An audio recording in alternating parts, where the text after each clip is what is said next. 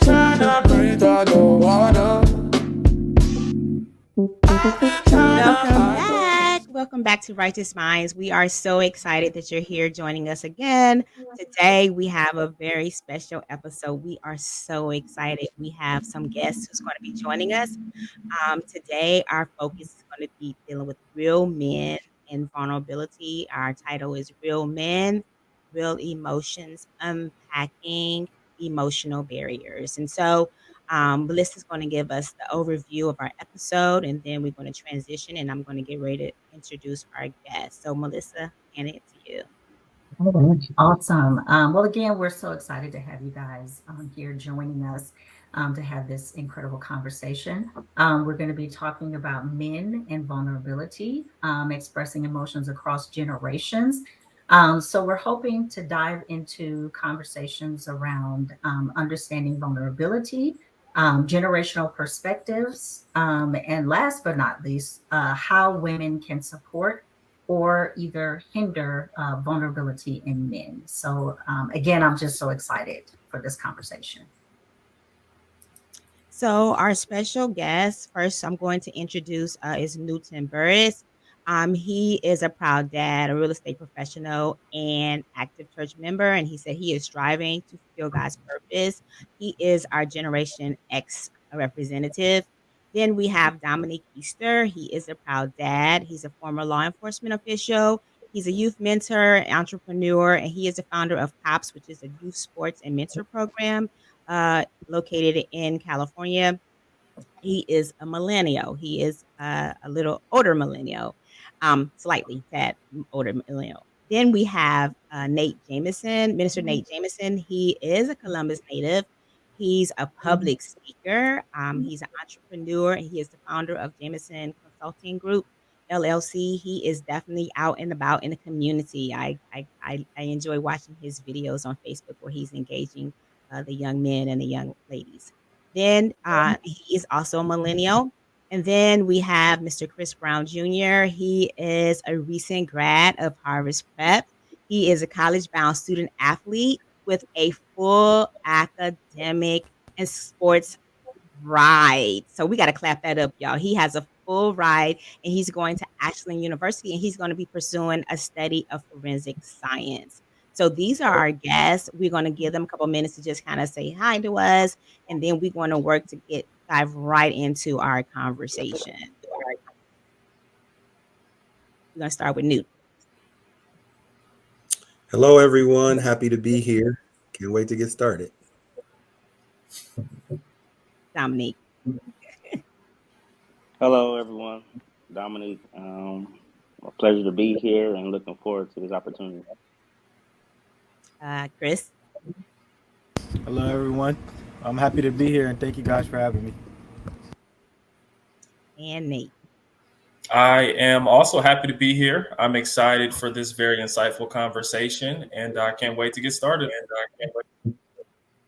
Awesome. Now, before Melissa's going to give us the episode overview, and definitely we're talking about emotions, but there's a couple things that I want to share because I really want to kind of set the table because our goal is to definitely set up a very safe space to have a really authentic and necessary conversation dealing with men and vulnerability and emotions.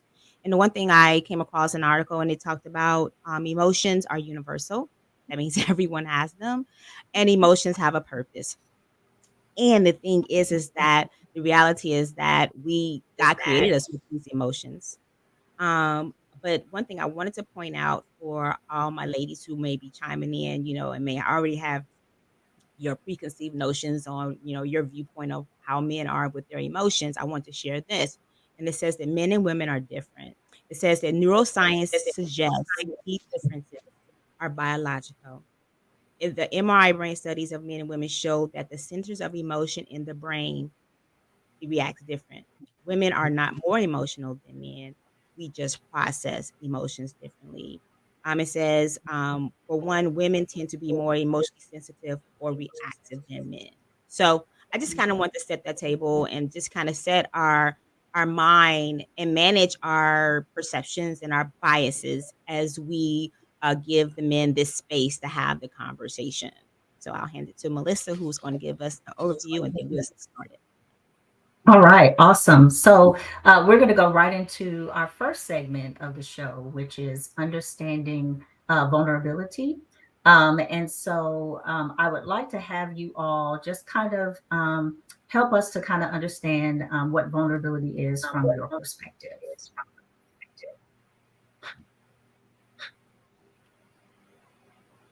I would say it's expressing yourself um, with the with or without the fear of being judged. It's just full expression of where you're at emotionally, um, giving pieces of yourself out, understanding that I think invulnerability could or could not be used against you, but it's kind of a risk that you do take when you are vulnerable. Yeah, I would say it's allowing your authentic self to show, the genuine person as to who you are. Yeah, I would say it's just allowing yourself to be open with who you are and with the people around you. To piggyback on, I think I agree with everyone as far as the vulnerability part. But I think when it comes to just being able to be at peace to express yourself to someone, like the gentleman said, as far as not it being held against you and having a safe place to be able to speak on something. 'Cause a lot of times we don't get that safe space, rather it's work or pretty much anywhere to be ourselves, and that comes with a whole bunch of different variables. But I would just say being able to just be open, be yourself, and be able to, um, like Mr. New said, be your authentic self to everyone or a person specifically. So, can you guys kind of let us know what that looks like from for men? I may think I know what it looks like, but I know what it looks like for women. So, can you guys kind of elaborate on what vulnerability looks like for men? Behavioral wise, or just how you guys interact.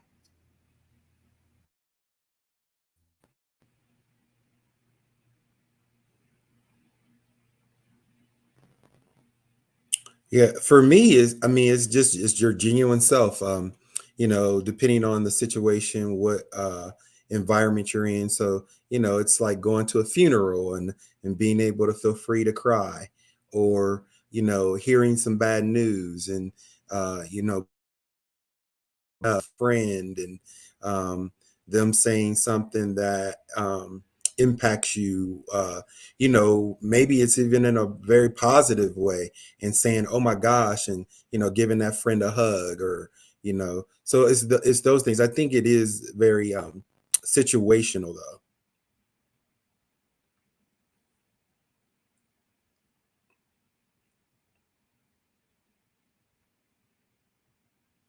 If we can go around to keep the conversation going. I think for me, it often happens in a very indirect way. I think I have guys around me who I can be vulnerable with, but it's not like we're like, okay, bro, now it's time to be vulnerable. It kind of just comes out in conversation, or if we're like, okay, let's hit the gun range, or let's, I don't know, go work out. Then we know that naturally we're entering into spaces where we can kind of just kind of be free. You know what I'm saying? I think when we kind of stated like, okay, bro, open up, like be vulnerable, I think that puts the pressure, at least for me, that puts the pressure on me sometimes to give out, to just maybe give or give more than what I want to give.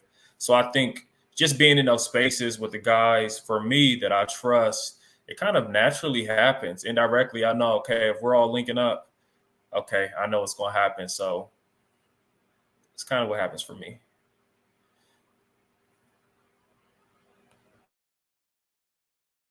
I think being vulnerable is very situational as well. And it's something that like it just happens. It's like being able to let your guard down no matter what, and not having to worry about who's around you, not having to worry about being judged, being able to cry, laugh, talk about anything, just being who you are around anyone at any time. Yeah, I would say definitely situational based. When you go to work, you it's just certain ways you carry yourself, and um, like Nate said, when it comes to being around friends, it's almost like it is an unwritten rule, but you kind of know when you go in certain places, you know, kind of, you know, what it's going to be about, you know, depending on your friends and your circle.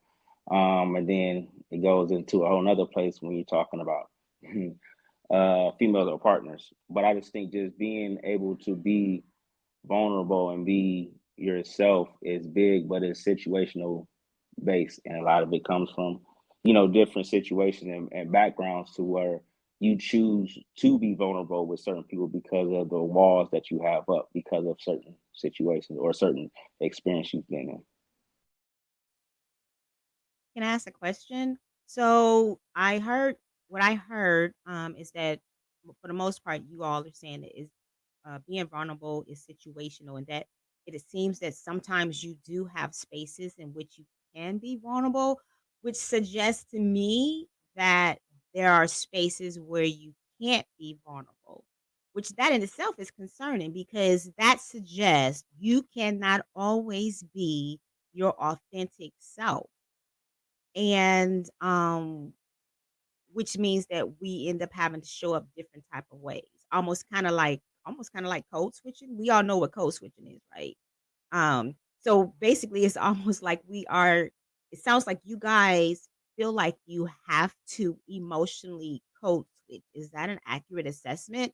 And if that's true, how does it make you feel to have to emotionally code switch? And I asked that question because I know how I feel having to code switch when I go in different areas. I do it because I need to survive. I need to navigate the space. I'm not happy about doing it, but I do it. So tell us, if what I'm saying, if I heard right, and it sounds like you guys are emotionally code switching, tell us how you feel about that, if that makes sense.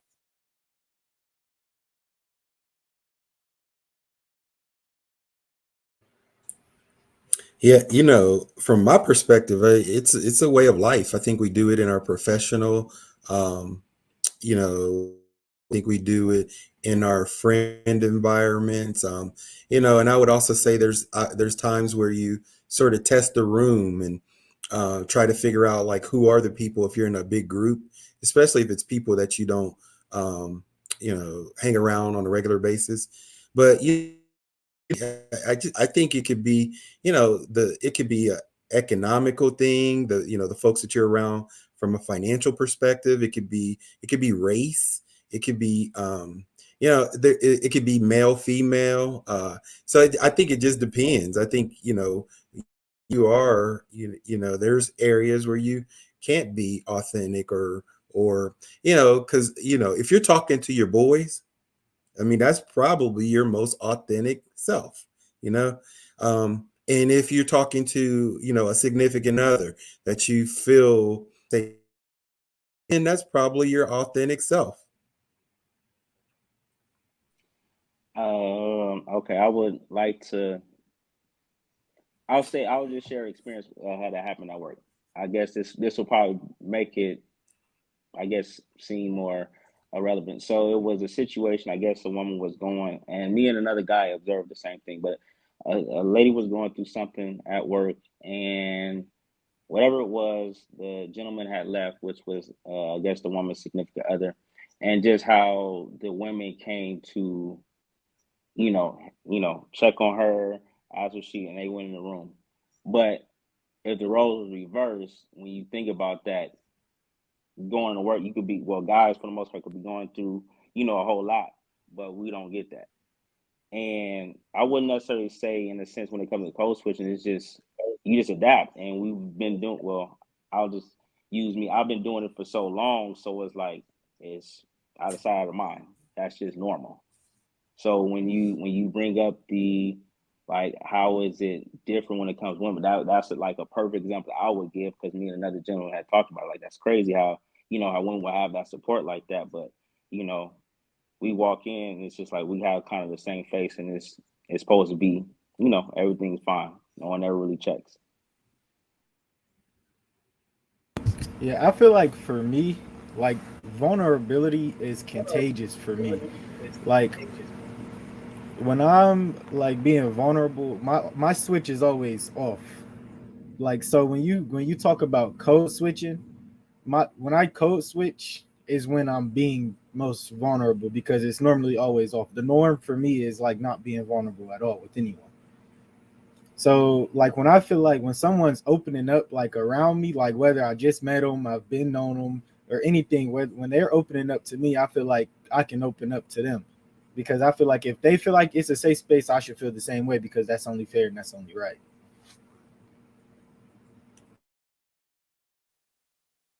That's really good. And to me, you saying that, Chris, it makes me feel like it's a good time, listen to for us to pivot to talk to our next segment that deals with generational perspectives because that's interesting what you said. Yes. Um, do we have time to kind of review the early experiences? Because we kind of wanted to know what you guys' early experiences were with vulnerability, and masculinity for that matter, how that was expressed or demonstrated or modeled for you guys.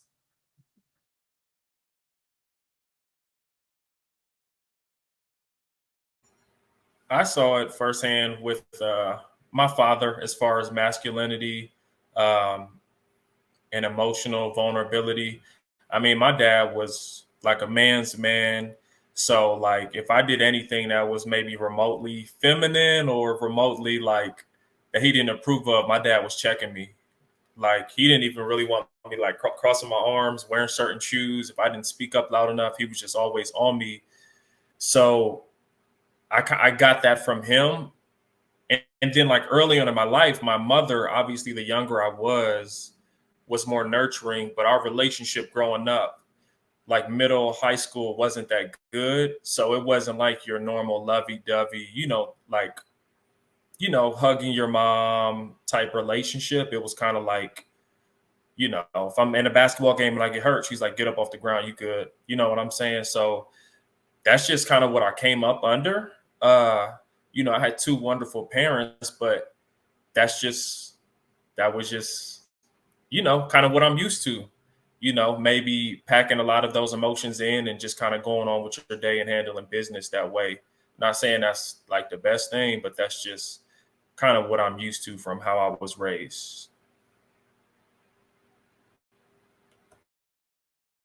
Yeah, I feel like the same goes with me because like I grew up, okay, if you know me, like I grew up around a lot of sisters. I have a lot of sisters. There's a lot of girls in my family, period.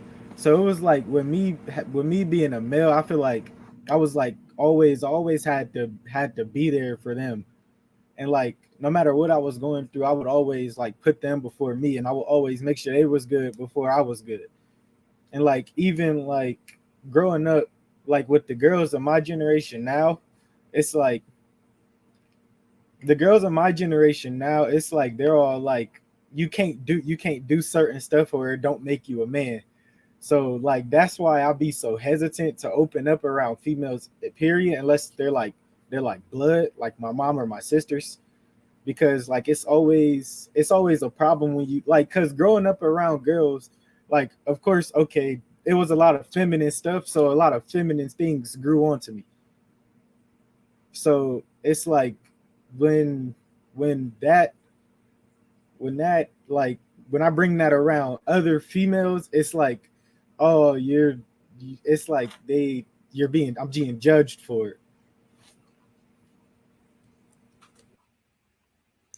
Yeah, for me, I grew up in the hood, so there wasn't a lot of room for emotion, and that's just kind of how it worked, And I hung around primarily guys that were older than me, so like I said, there just wasn't a lot of room for emotion. But and then I say my relationship with my mom and my dad. I lost my dad at 16, so those were like real pivotal years. But nevertheless, he was a man's man, and so I did see him cry one time, ever, and it was alarming because I saw him cry. So because it was the first time I saw that sort of emotion from it. For me, as it pertains to your feelings, emotions, and how they relate to vulnerability, you just don't, in my environment, you just didn't have a big sample size of the use of them. Now, like when you go to like a funeral or something like that. But even in those environments, when I was a young man, you didn't see very many men being very emotional. They were kind of stoic in that environment. So Yeah, I would definitely like to.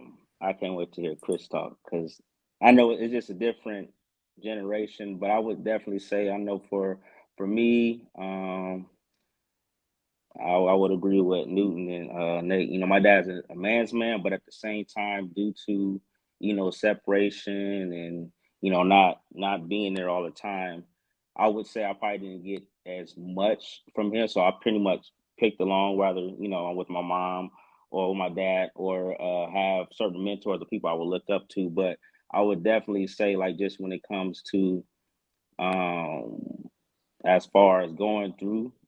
Like when my grandma stayed in England, I'll always be out there. But it was the thing as far as being soft.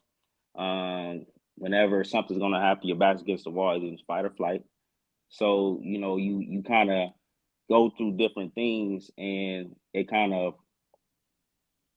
becomes your makeup of who you are, like at a young age. So I think as far as like different things that normally kids would do, it was just different as far as how you had to grow up, as far as how you had to handle yourself and being able to be vulnerable. That wasn't necessarily a thing, at least growing up like in the 90s. So it was just like you had to be strong. You fall, get up, dust yourself off, because at the end of the day, the world don't care about your feelings. You got to keep pushing. So that's what I would say in a sense for my experience when it comes to that. When it comes to just everything in general, being vulnerable was never really a thing up until I would say recent, when people start talking about being vulnerability when it comes to men, specifically black men. Because obviously I think when it comes to what we go through, whether it's going to an interview, and I'll give you this example: going to an interview and you seeing a white guy with shorts and some flip flops, and he get the job and you dress suited and booted. That's a reality. But that's something that we can't go and tell anyone. We just got to keep pushing and, okay, let's go to the next interview. So I just think it's just different. Not to make it a race thing, but it's just the vulnerability is it goes kind of deep.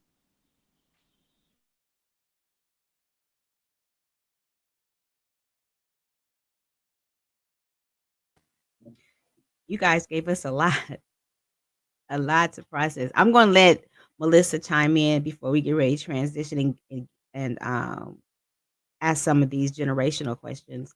Um, the one thing that I heard you all saying is that about the man's man. And to me, by saying the man's man, somehow that suggests that only a man's man is not emotional. A man's man is not vulnerable. A man's man can't show emotions. A man's man can't cry. And I just want to say, from a biblical standpoint, is that if we think everyone loves the story about David and that David was a man after God's own heart, and literally David showed every range of emotions. He cried when he lost his baby. He he was scared of Saul. That was an emotion. He was scared of Saul. Um, he danced out of his clothes. That was a joy. So David showed of why he was. And remember, he's the one who killed bears. He's the one who slew Goliath. He rode up in here and was telling them, "How y'all go?" He was the smallest one in there, and he's like, "How y'all gonna let this uncircumcised Philistine disrespect y'all and our God?" So he was a man's man, but he showed the gamut of emotions. And then I would think of Jesus. Jesus, as I always say, he is preeminent in examples. He showed a range of emotions. He showed getting angry. He showed crying for when Lazarus died, which I've said before, when Lazarus uh he cried for his sisters, how their emotions they were. He cried out on the cross.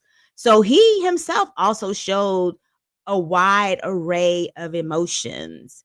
And so I guess I understand it's generational, absolutely.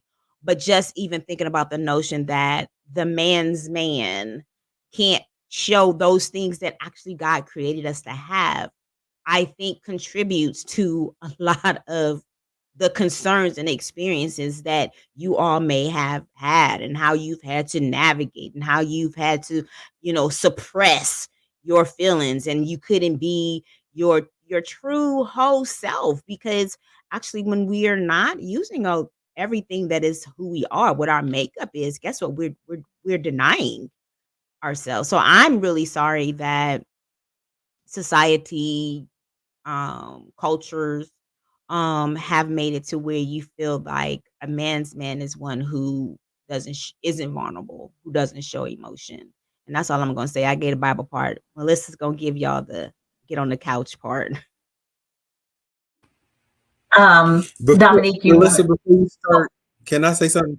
I think for clarity, it's important to understand. I don't necessarily think that a man's man can't show emotion. I just think it was just less likely. Um, and you're right, it is generational. But I just think it was less likely. I think they still had it. I think they still showed it. It was just a little less likely.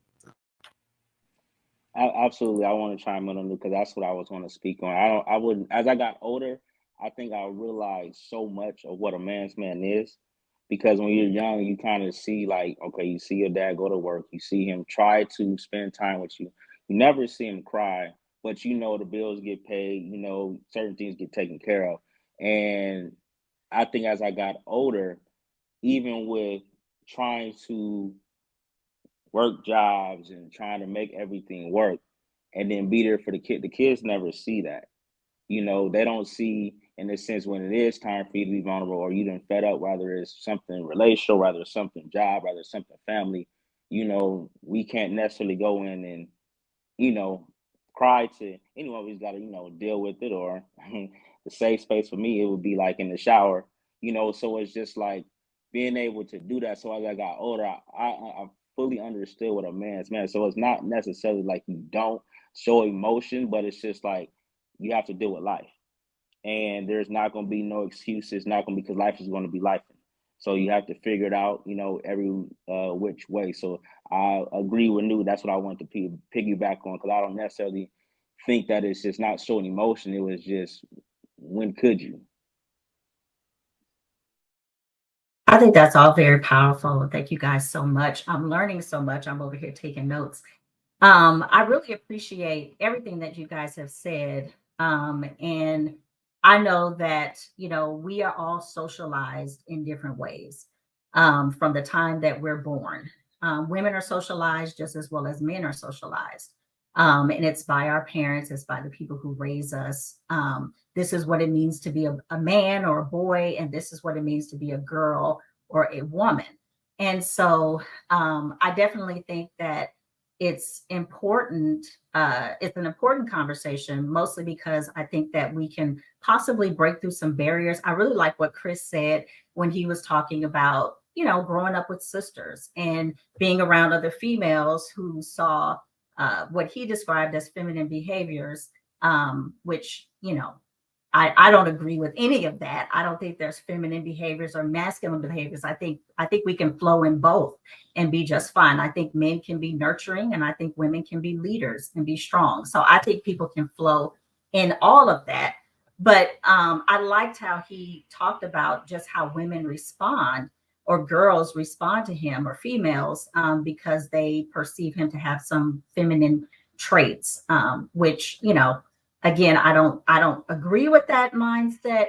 But what I will say is, I appreciate the conversation around what emotions, how emotions show up for you guys, and in helping me better understand, because I think ultimately it's about us all being able to have better relationships as men and women, and us being able to show up and know where you guys are coming from and you know where we're coming from, and we can support each other either way.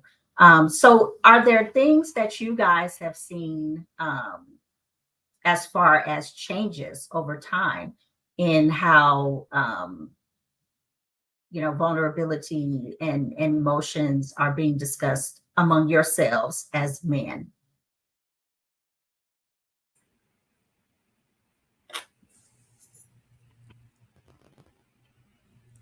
Yeah, I think so. I think vulnerability is changed quite a bit.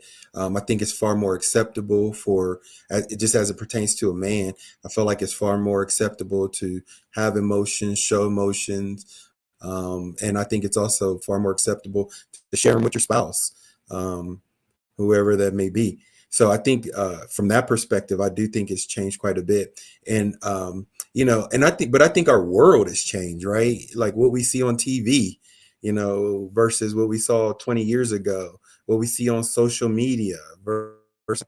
So, and you see all of those examples on those platforms. You see an array of emotions. So I do think is quote unquote emotions are far more acceptable publicly, and privately with your spouse.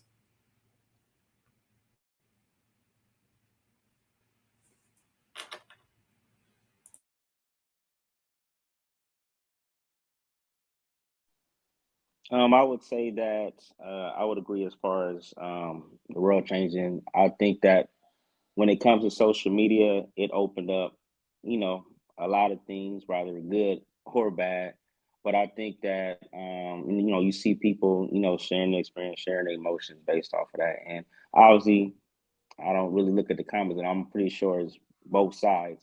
But I just think it's just you got to kind of adapt, because I would say it took me a while to even be able to be vulnerable, with a significant other, with time.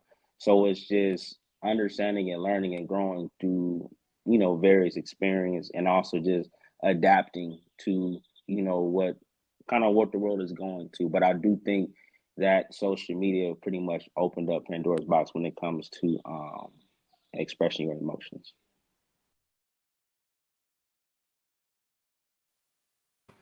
Can you I would expound? agree. Sorry, I was just going to say I agree. Social media is prevalent everywhere. You got YouTube, Facebook, Instagram, Twitter, Snapchat, TikTok, and I agree with Newton and Dominique that it's grown. It's made it more comfortable and more inviting for men to express themselves and to want to be more vulnerable. And I think in addition to that, there's also spaces that have grown that are telling men, don't be vulnerable, don't open up, be stoic. Um, don't. I've heard guys, basically say stuff like, don't tell, women about anything bad, like anything that you're going through, just keep it in, right? So I think it's a space growing for more men to be vulnerable, and I think they are. I've done it myself for years now with putting content out on YouTube, which to this day I still get people hitting me up about, because I was open about personal things that I may have been dealing with. But those spaces are coming too. The other spaces on the contrary, which are telling guys like, listen, that's a no. Emotions, hide that. Pain and suffering, just put it in a box. Put your head in the dirt, work, go make your bread. Because it's a weakness. They're saying like you're opening yourself up to weakness. So I just, wanted to put that out there because that's a growing space as well.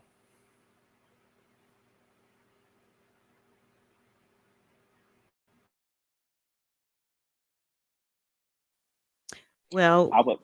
go ahead on, Dominique. Oh, I was gonna say I was gonna wait till Chris go, because I would like to expound on what Nate said.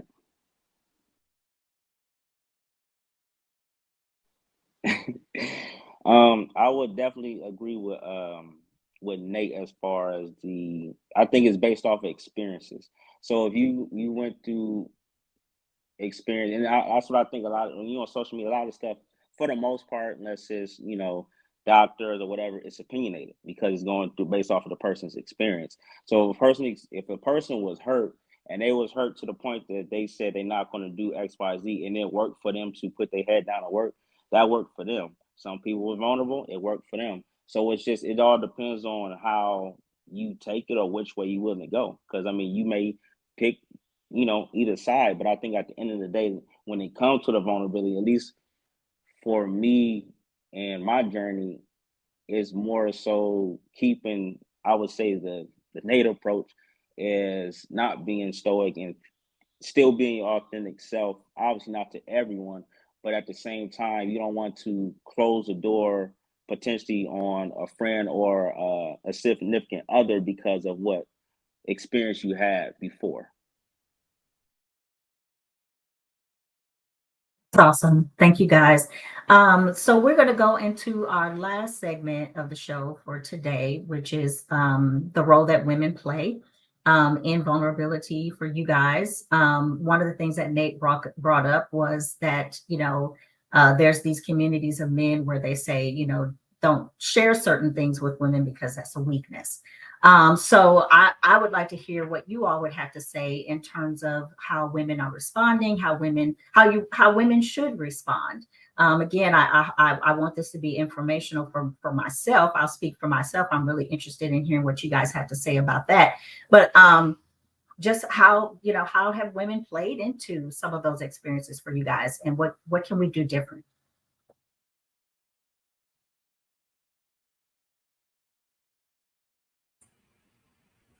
I'll go ahead and go. I think it depends on the woman. If they have a lot of male friends or have brothers, they're probably more concerned with the emotions and vulnerability of men because it's top of mind for them. So, and it's funny because, I was having dinner with some friends last night, male and females were there.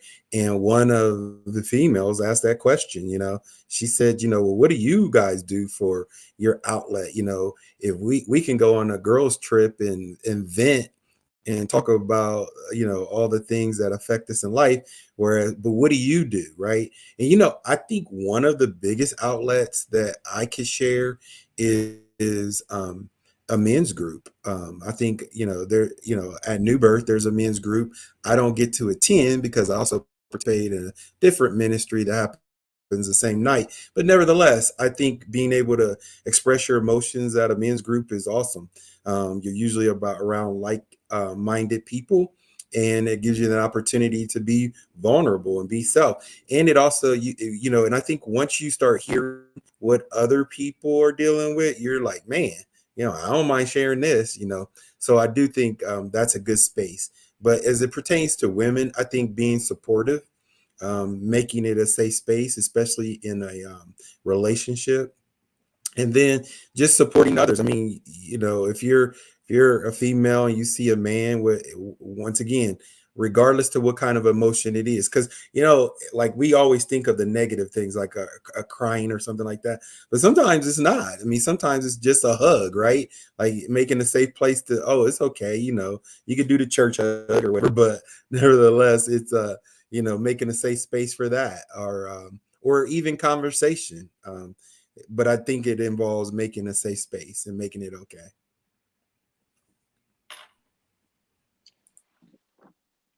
I will I would agree with Newton. What I would add to it is I think when it comes to, well, depending on when it comes to women, rather is if it is a friend or if it is a significant other, or even when it comes to a parent, is it's more so the response when you open. So if you open it up to someone and the response isn't, I would say, the best,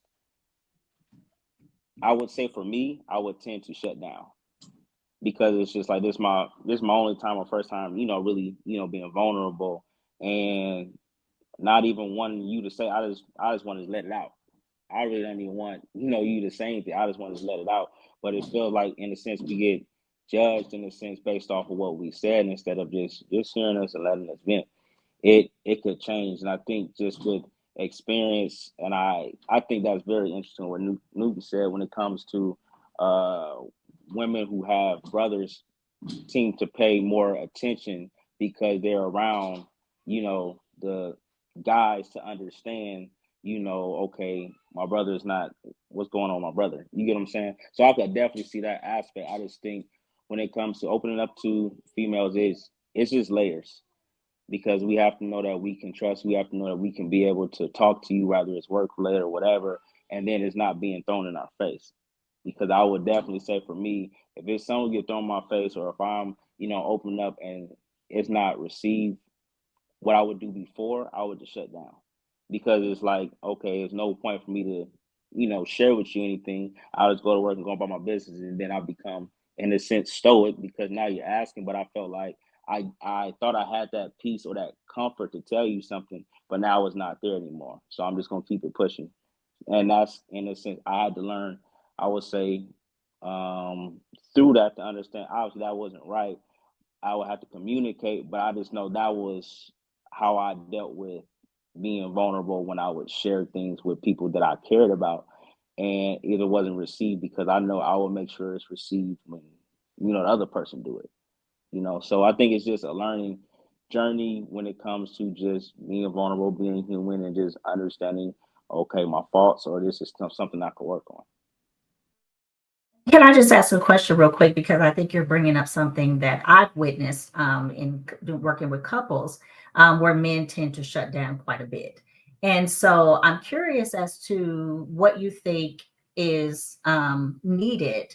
What response does that woman need to have to prevent that? Because I see a lot of men shut down in couples counseling. If they, I don't know, maybe feeling like they're not heard. But I'm just curious if you have any specific things that you think women can do in those I would I would say for me, I would say listen because if you well, I'm just giving an example. For the most part, I would listen to a whole bunch of conversations. And it's almost like when you don't necessarily say much, it's like you would think that's when you listen because I don't speak much, but when I do, it's just like this is on my mind, But it's just like just have that same common courtesy when I'm listening or if I'm expressing something, just like when you say you need to do something, you ask me, you expect me to do it, I'm gonna do it. So it's just that. But I think for me, also learning to not shut down and try to communicate again and not give up. That's what I would say for me that I learned from that situation is to, don't just shut down because it'll start to fester, but just try to communicate to that person like, hey, I try to share this with you. This is what I meant. Like this was bothering me. But I think just being able to communicate instead of shut down after that first time. Melissa, I would say to your question is, show concern, right? So just like, if you're talking, whether it's a male talking or vice versa, um, I think you show concern and you say, well, I can see that makes you emotional. Can you help me understand, what's going on? Help me understand so that you're, showing concern that that person has a particular emotion. Yeah, I feel like trying to see things like from our perspective is the easiest way to try to understand us. Because, okay, women see things in different perspective from men, and that can be a good and a bad thing.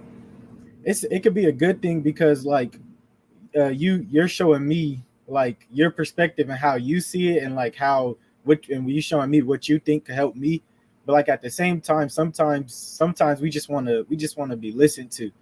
Sometimes we don't always need an opinion coming back at us, and women tend to do that like a lot of the time. Like a lot of the time they always giving an opinion right back at us, and that's not what's needed at all. for saying that. So good. So good. I appreciate you, young man.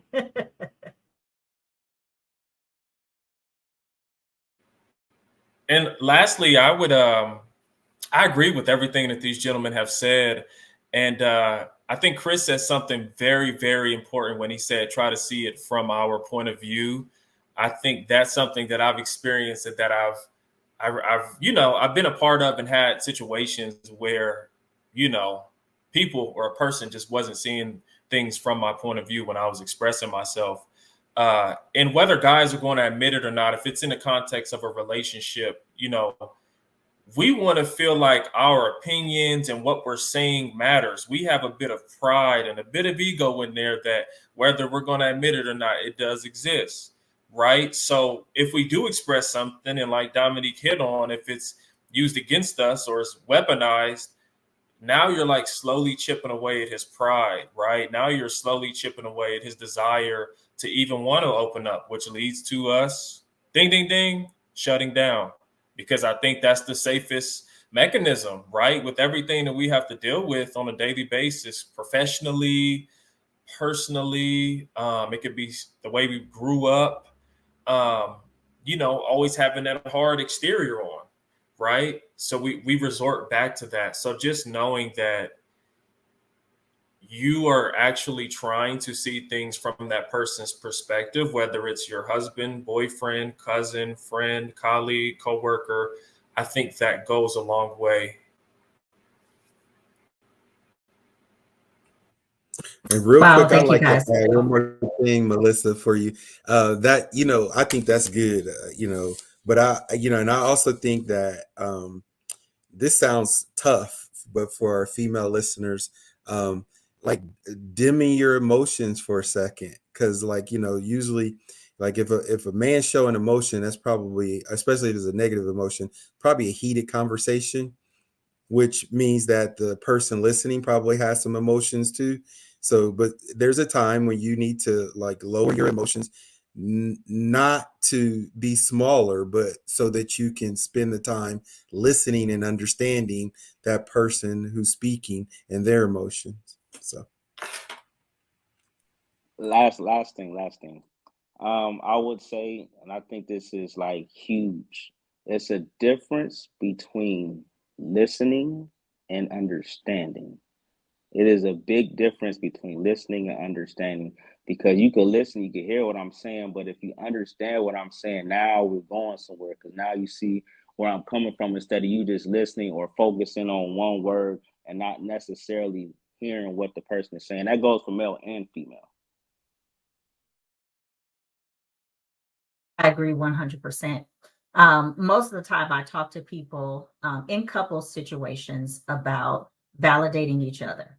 And I think validation is so powerful because it's your way of accepting another person's emotion and hearing another person's emotion, knowing that you may not be able to fix it. And you don't necessarily have to agree with whatever it is that they might be upset about or having an emotion about, but you just communicating to them that you hear them, you understand it. And then the rest of the work is, how do we make sure that we get our needs met in this situation? So I really appreciate this conversation because I think what I'm hearing underneath all of this is us being as women and men knowing how to get our needs met in healthy ways and in healthy relationships and interactions with each other. Obviously, we spend a lot of time talking about women's needs, but it was so good to hear about what you all need in terms of how we can respond better to you guys. So I really appreciate that feedback. I feel like this conversation could probably go on and on. And I'm not even sure if we got through all the questions. Regina? Um, I mean, no, to be honest, it seems like they really kind of touched on many of the questions that we had. Uh, the one thing I did want to say is that it was interesting when they were talking about one to be heard, when they was mentioning, definitely listen to understand. When they was talking about try to view it from their viewpoint. And it made me think about, again, we are in the series of self-care, and right now our focus is on healthy boundaries. And one of the boundaries that we was discussed is intellectual boundary. And if I'm understanding correctly, Melissa, the intellect boundary is about when you have a thought or opinion or a way, and I totally disagree, say your opinion is wrong, only mine is right. Not that we don't agree. You can have your opinion, I can have mine, but I'm just totally discounting you. Is that correct? Okay, Yes. so Yep. okay, so to me, listening to them, it really sounds like the intellect boundary they feel is crossed often. Did I hear that right, Melissa? That's what it, yes. Okay, And okay, I know Nate mentioned ego and pride and those types of things. So yes, I agree. okay, okay. So that's really interesting to hear you guys talk about because it sounds like we definitely, for sure, it's no shortage of conversations about women feeling like their boundaries are violated. But it was interesting to hear how one of the biggest boundaries you guys feel is violated is the intellect boundary. What's really was great to hear is that it sounds oftentimes, even though you all are men, you feel that show up in a space and that you're not heard. And so definitely us asking you those questions is that, we in order us for us to have relationships and have safe, healthy relationships, we got to come to a place where we learn each other. And I think even when I hear about, the moments and times when you all shut down, and I'm sure women do the same thing, but to hear you guys shut down, what happens is that when that happens, any forward progress is gone. And so definitely I'm excited that we was able to have this space and have this conversation, because ultimately I'm sad to hear that there's this space that's opening up of men saying, basically keep your thoughts, keep your feelings to yourself, pin them down, suck them up. Because I really feel like the fact that we don't really deal with things, we put our head in the sand. I really feel like that's what contributes to us not having healthy relationships because anything you don't deal with, it's going to manifest somehow. And it's in our society, that we definitely seem to encourage men's emotion of violence. We definitely seem to say that's acceptable. We definitely say it's acceptable for men to show anger sometimes in some contexts. But anything else, we don't. Now I think about it, I don't even know that we really get excited when we see men happy. As I was listening to you guys talk, I was like, do we get excited when we see men? Now, I'm gonna be honest, when I'm in church and I see a man of God going forth and is praising and worshiping God, I think that's such a beautiful thing because off what? Because we don't see it often. But just sitting here listening to you guys, I was thinking like, do we, because Newt said we should, you know, like basically so much encourage, not just talk about or be concerned about negative emotions, but giving a hug or, oh, wow, I'm so happy you're happy. That's a great thing, and I don't know if I've ever really ever said that to a man, expressing my happiness for them exhibiting the fact that they're happy.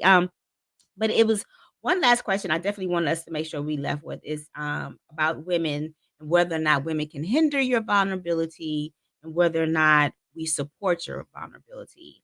And we want us to ask this question. What advice would you give to women who want to better support men in showing your vulnerability? Because there are women who really want you to have a safe space and want you to be able to be your authentic self.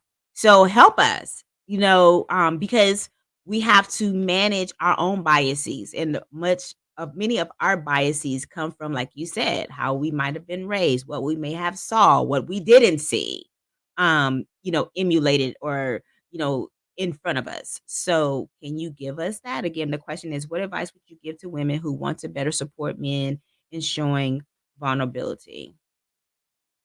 Okay, one thing I would say, like dating back to when Miss Melissa said something about validation.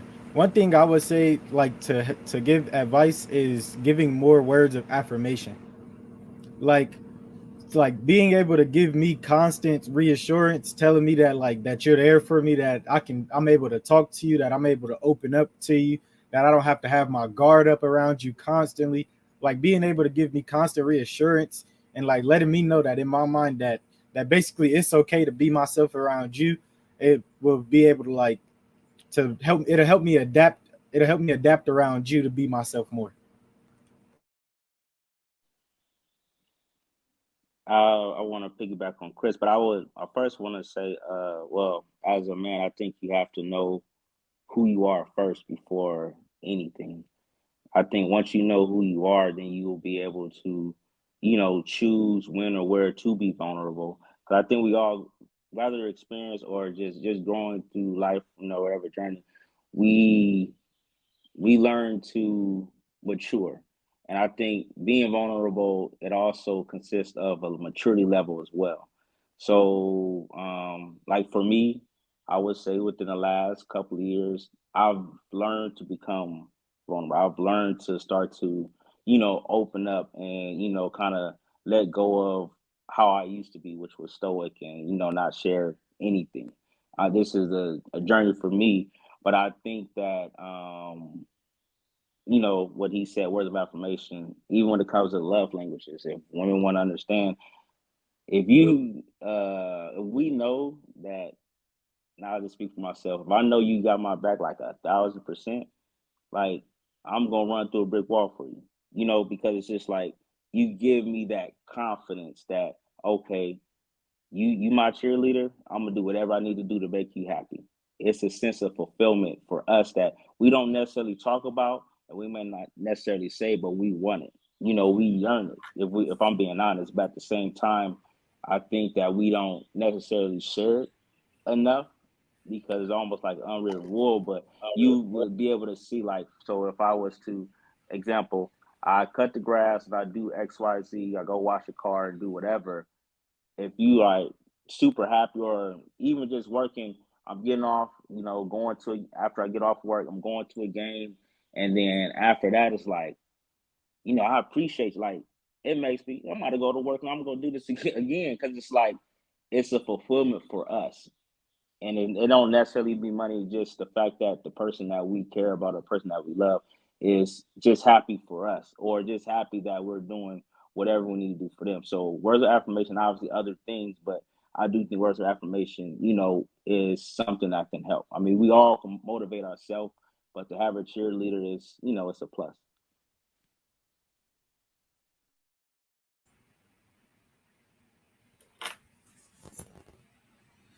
Um, I think how women can support is by listening, being understanding, kind of to regurgitate some of the things we talked about earlier, and then also understanding that vulnerability.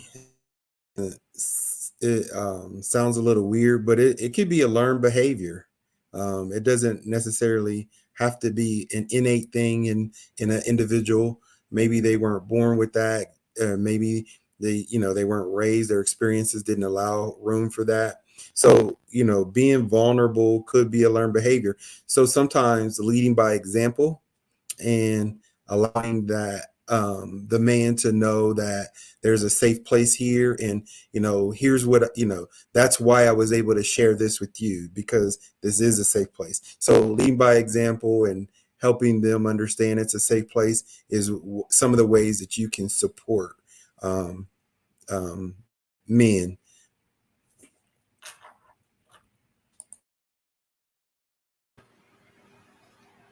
And I would say, and all of these have been excellent answers. I would say, as a woman, to maybe encourage vulnerability, but don't try to force it.